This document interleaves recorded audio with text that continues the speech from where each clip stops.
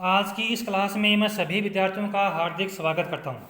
विद्यार्थियों, दो ध्रुवीयता का अंत की पिछली क्लास में हमने सोवियत प्रणाली क्या थी, सोवियत प्रणाली के क्या लाभ हुए, सोवियत प्रणाली के पतन के क्या कारण थे, सोवियत प्रणाली के पतन में गोरबाचेव की भूमिका और सोवियत संघ के विघटन के क्या परिणाम हुए, इन सारी बातों का हमने पिछली क्लास में अध्ययन किया था। तो पिछली क्लास में जो कुछ बिंदु छूट गए थे उन छूटे बिंदुओं का हम अपने इस कक्षा में अध्ययन करेंगे। तो शुरू करते हैं। Shock therapy. शॉक थेरेपी क्या थी?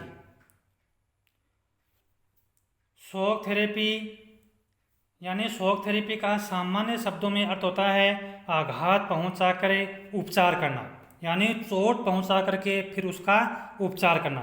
इसका मतलब क्या है? इसका मतलब ये है कि शॉक थेरेपी किन देशों में अपनाई गई थी, यानी शॉक थेरेपी उन देशों में अपनाई गई थी जो सोवियत संघ के खेमे से अलग हुए थे। तो इन देशों के अंतर्गत पहले साम्यवादी प्रणाली थी और जो पूंजीवादी देश थे वो पूंजीवादी देश साम्यवादी प्रणाली के खिलाफ थे, उनका विरोध कर रहे थे।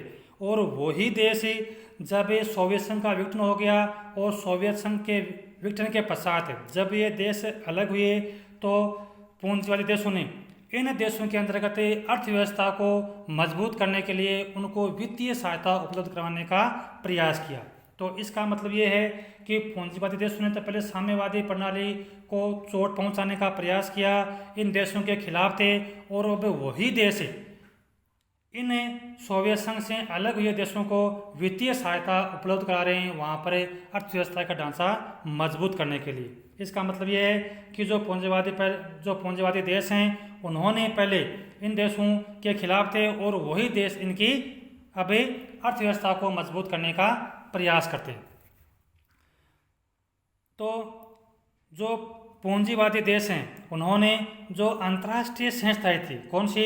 अंतर्राष्ट्रीय मुद्रा कोष और विश्व बैंक, यानी इन दोनों संस्थाओं के माध्यम से जो पूंजीवादी देश थे उन्होंने यूएसएसआर से अलग हुए देशों को वित्तीय सहायता उपलब्ध करवाने का निश्चय किया ताकि इन देशों के अंतर्गत जो अर्थव्यवस्था का ढांचा है वो दोबारा से खड़ा हो।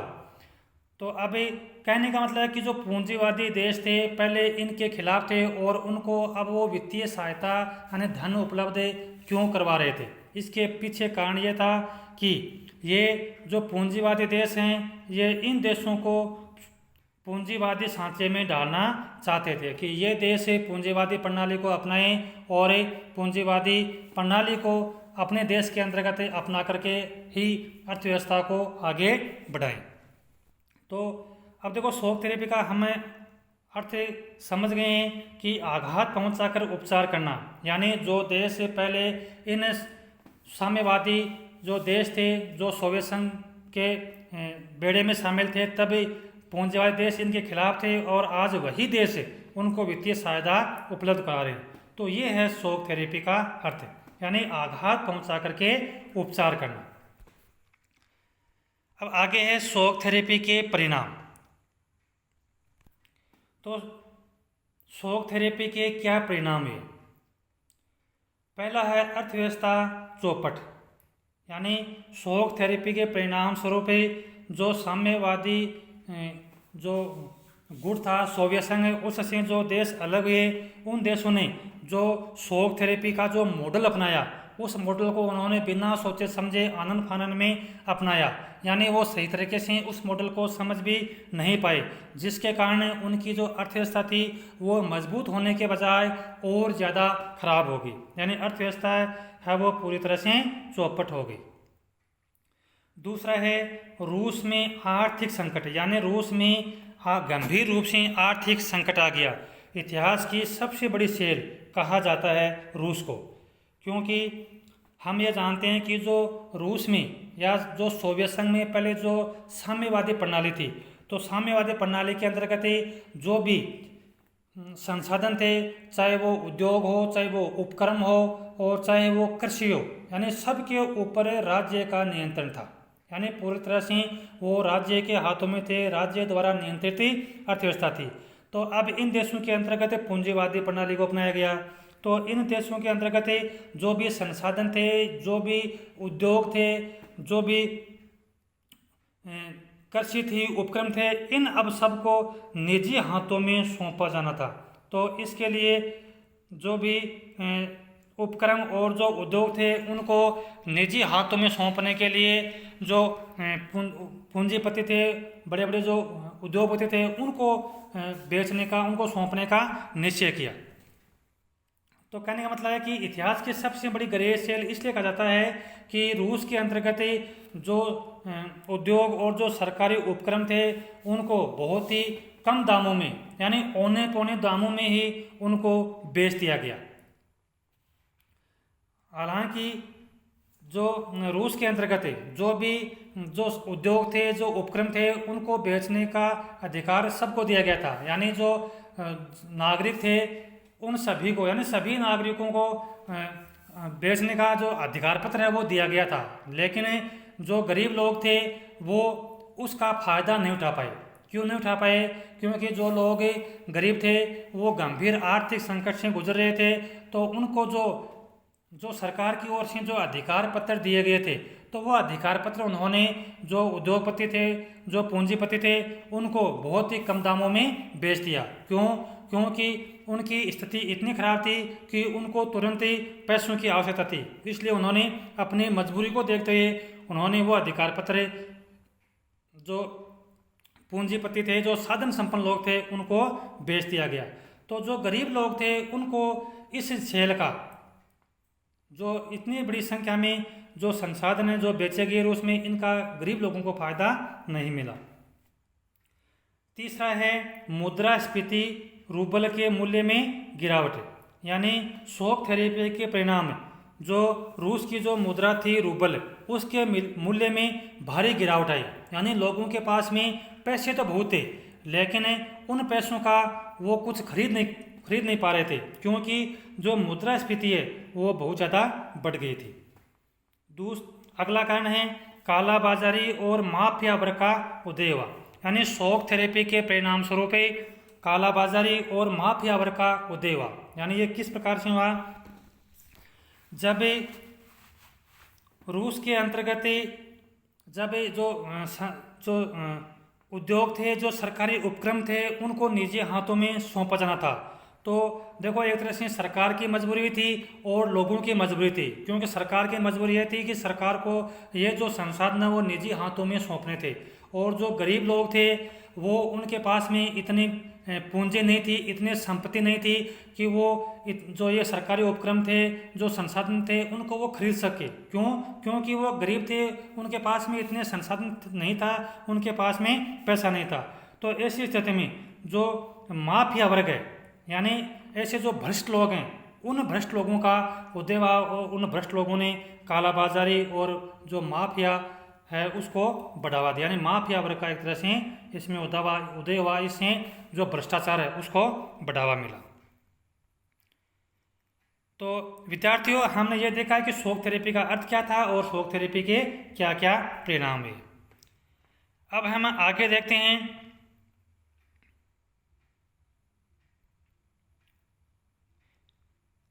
मध्य एशिया व पूर्वी यूरोप में संघर्ष और तनाव। यानी जब सोवियत संघ का विघटन हुआ और सोवियत संघ के विघटन के परिणाम स्वरूप जो मध्य एशिया और पूर्वी यूरोप के देश सोवियत संघ से अलग हुए, तो अलग होने के पश्चात उन देशों को भी कई संघर्षों और तनाव के दौर से गुजरना पड़ा। सबसे पहले है तानाशाही। यानी किन देशों के अंतर्गत तानाशाही रवैया देखा गया? तो यह है तुर्कमेनिस्तान और उज्बेकिस्तान। यहाँ पर तानाशाही शासन की स्थापना हुई। इसके अलावा अलगाववादी आंदोलन, यानी चेचन्या और दागिस्तान के अंतर्गत अलगाववादी आंदोलन शुरू हुए। यानी कुछ लोगों की का यह रुख हुआ, उन्होंने ये सोच बनी कि हम जो चेचन्या और दागिस्तान जैसे जो राज्य बने थे उनसे वो अलग होने की मांगे कर रहे थे, और इस मांग को लेकर के उन्होंने आंदोलन खड़ा कर दिया गया था। इसके अलावा कुछ राष्ट्रों के अंतर्गत कुछ राज्यों के अंतर्गत गृह युद्ध की स्थिति उत्पन्न हुई, और वो गृह युद्ध की स्थिति किन राज्यों के अंतर्गत उत्पन्न हुई, तो वह है ताजिकिस्तान वो गृह युद्ध के दौर से गुजरा था। आगे है शासन के विरुद्ध विद्रोह, यानी सोवियत संघ से अलग होने के पश्चात कुछ गणराज्यों के अंतर्गत जो शासन व्यवस्था स्थापित हुई, उस शासन व्यवस्था के विरुद्ध जनता ने विद्रोह भी किया था। तो वो कौन कौन से गणराज्य थे, वो थे यूक्रेन, किर्गिजिस्तान और जॉर्जिया। इसके अलावा पश्चिमी देशों व चीन का मध्य एशिया में हस्तक्षेप। तो विद्यार्थियों, हम पहले ये देख चुके हैं कि जो मध्य एशिया का देश है वो बहुत संपन्न है, वहाँ पर पेट्रोलियम और अन्य खनिज संसाधन है वो बहुतायत मात्रा में है। तो पश्चिमी देश और चीन है, उन्होंने मध्य एशिया के अंतर्गत हस्तक्षेप करने का प्रयास किया, इन संसाधनों के ऊपर अधिकार करने का प्रयास किया, क्योंकि मध्य एशिया के अंतर्गत हाइड्रोकार्बनिक पेट्रोलियम पदार्थों का विशाल भंडार है। इसके अलावा जो अमेरिका है वो यहाँ पर यानी मध्य एशिया के अंतर्गत अपना सैनिक अड्डा बनाना भी चाहता था। तो यानी चीन और पश्चिमी जो देश है, इन देशों की मध्य एशिया को लेकर के इनकी अलग अलग सोच थी, यानी यहाँ पर के जो संसाधन है उन संसाधनों के ऊपर ये देश अधिकार करना चाहते थे, और यहाँ पर मतलब सैनिक अड्डा स्थापित करके अपना प्रभाव डालने का प्रयास भी कर रहे थे। पूर्वी यूरोप में चेकोस्लोवाकिया का विभाजन। तो पूर्वी यूरोप के अंतर्गत जो चेकोस्लोवाकिया जो देश था, जो सोवियत संघ से अलग होकर के देश था, उसको भी विभाजन का सामना करना पड़ा। यानी चेकोस्लोवाकिया है वो चेकोस्लोवाकिया ये दो भागों में बट गया, यानी इसके दो अलग अलग देश बन गए। तो विद्यार्थियों, ये बहुत इम्पोर्टेंट है, अब की बार एग्जाम में आया भी था कि चेकोस्लोवाकिया किन दो भागों में बट गया था। तो चेकोस्लोवाकिया, चेक और स्लोवाकिया इन दो भागों में बट गया था। 1991 के बाद यूगोस्लाविया है वो कई प्रांतों में टूट गया। यानी यूगोस्लाविया जो एक देश बना था, यानी सोवियत संघ से अलग होकर के एक देश बना था, 1991 के पश्चात यूगोस्लाविया वो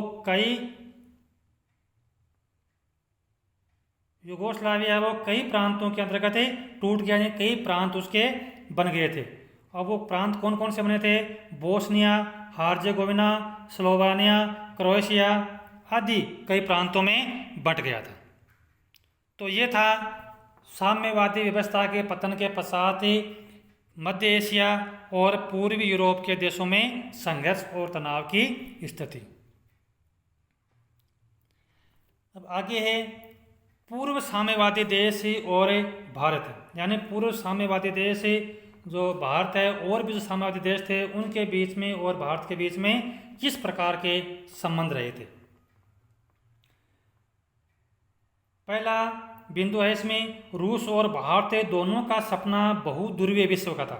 यानी रूस और भारत दोनों ये चाहते थे कि अंतर्राष्ट्रीय स्तर पर शक्ति है वो केवल एक नहीं बल्कि कई शक्तियां होनी चाहिए। यानी शक्ति का केंद्र केवल एक नहीं बल्कि कई केंद्र होने चाहिए। यानी दोनों का जो सपना था वो था बहुध्रुवीय विश्व का। यानी बहुध्रुवीय विश्व का मतलब यह है कि अंतर्राष्ट्रीय फलक के ऊपर कई शक्तियां सुरक्षा की, यानी कई शक्तियां होनी चाहिए, केवल एक शक्ति बन करके नहीं रहनी चाहिए। और जो सुरक्षा की सामूहिक जिम्मेदारी, यानी यदि किसी देश के अंतर्गत कोई संघर्ष या तनाव जिसके कारण लोगों की सुरक्षा और जान माल को खतरा पैदा हो जाए तो ऐसी स्थिति में सभी देशों को मिलकर के उसकी सुरक्षा की सामूहिक जिम्मेदारी लेनी चाहिए। दूसरा है इसमें क्षेत्रीयताओं को ज़्यादा जगह मिले। यानी पूर्व साम्यवादी देश सोवियत संघ और भारत दोनों की ये सोच थी, दोनों का ये लक्ष्य था कि जो क्षेत्रीयता है उसको ज़्यादा मिले, ज़्यादा जगह मिले।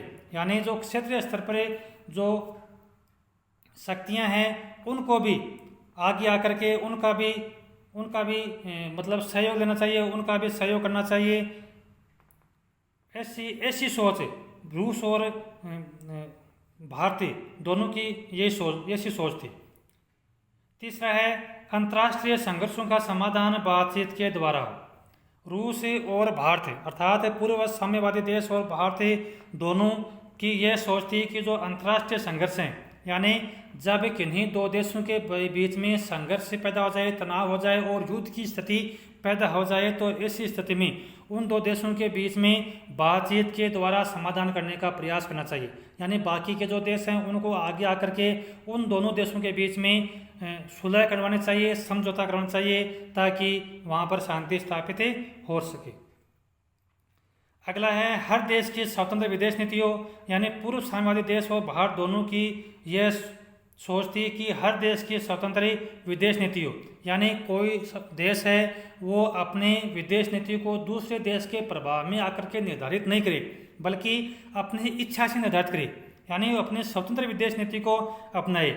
इसके अलावा जो यूएनओ जैसी संस्थाओं द्वारा फैसले लिए जाएं। यह नहीं है कि किन्हीं दो देशों के बीच में संघर्ष हो रहा है, तनाव की स्थिति है या अन्य कोई घटना हो रही है तो एक देश है या दो देश हैं वही उसके लिए फैसला ले, क्योंकि जो अंतर्राष्ट्रीय संस्थाएं बनी है उन अंतर्राष्ट्रीय संस्थाओं के माध्यम से उसका फैसला होना चाहिए, उसका समाधान होना चाहिए। विद्यार्थियों, अब हमें सोवियत संघ के जो प्रमुख नेता थे उनके बारे में हम थोड़ी सी जानकारी लेते हैं, क्योंकि परीक्षा के अंतर्गत कई बार इन नेताओं के बारे में भी छोटे छोटे क्वेश्चन कई बार पूछ लेते हैं। पहला है व्लादिमीर लेनिन।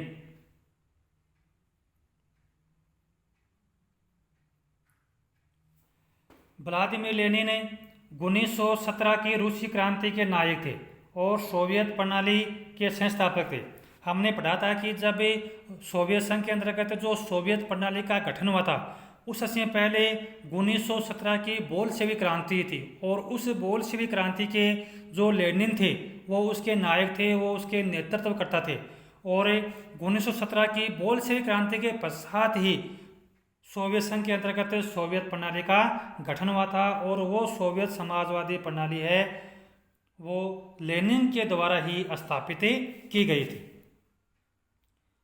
दूसरा नेता है स्टालिन, यानी लेनिन के उत्तराधिकारी। लेनिन के बाद में स्टालिन सत्ता में आए। स्टालिन सत्ता में आने के पश्चात उन्होंने औद्योगिकरण को तेजी से बढ़ावा दिया और खेती का बलपूर्वक सामूहिकीकरण किया गया। यानी सोवियत संघ के अंतर्गत जो सोवियत प्रणाली स्थापित की गई थी उससे पहले जो संसाधन थे वो निजी हाथों में थे। तो जब सोवियत प्रणाली स्थापित की गई थी तब स्टालिन ने जो निजी जो उद्योग थे, जो खेती थी, उसका बलपूर्वक सामूहिकीकरण किया, यानी वो जो संसाधन थे उनको राज्य के हाथों में दे दिया था। तीसरा है निकिता क्रुश्चेव। पश्चिम के साथ शांतिपूर्ण सहअस्तित्व का सुझाव दिया था सर्वप्रथम। यानी ये ध्यान रखने की बात है कि पश्चिम के साथ शांतिपूर्ण सहअस्तित्व का सुझाव किसने दिया था, तो पश्चिम के साथ शांतिपूर्ण सहअस्तित्व का सुझाव दिया था निकिता क्रुश्चेव ने। अगला नेता है ब्रेजनेव। सोवियत संघ के राष्ट्रपति एशिया की सामूहिक सुरक्षा का सुझाव दिया था। अगला है मिखाइल गोर्बाचेव।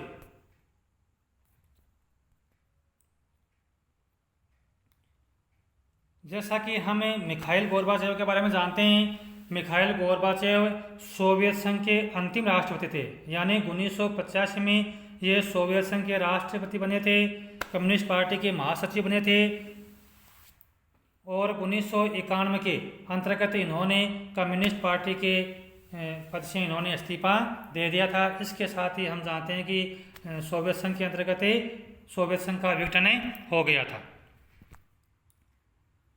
अफगानिस्तान व पूर्वी यूरोप से सेना वापस बुलाई थी। यानी अफगानिस्तान के अंतर्गत जो 1979 में रूस ने सोवियत संघ ने जो सेना भेजी थी उसको वापस बुलाने का काम मिखाइल गोर्बाचेव ने किया था और सोवियत संघ के विघटन का आरोप इनके ऊपर लगाया जाता है। अब आगे आता है स्वतंत्र राष्ट्रों का राष्ट्रकुल। यानी राष्ट्रकुल क्या है?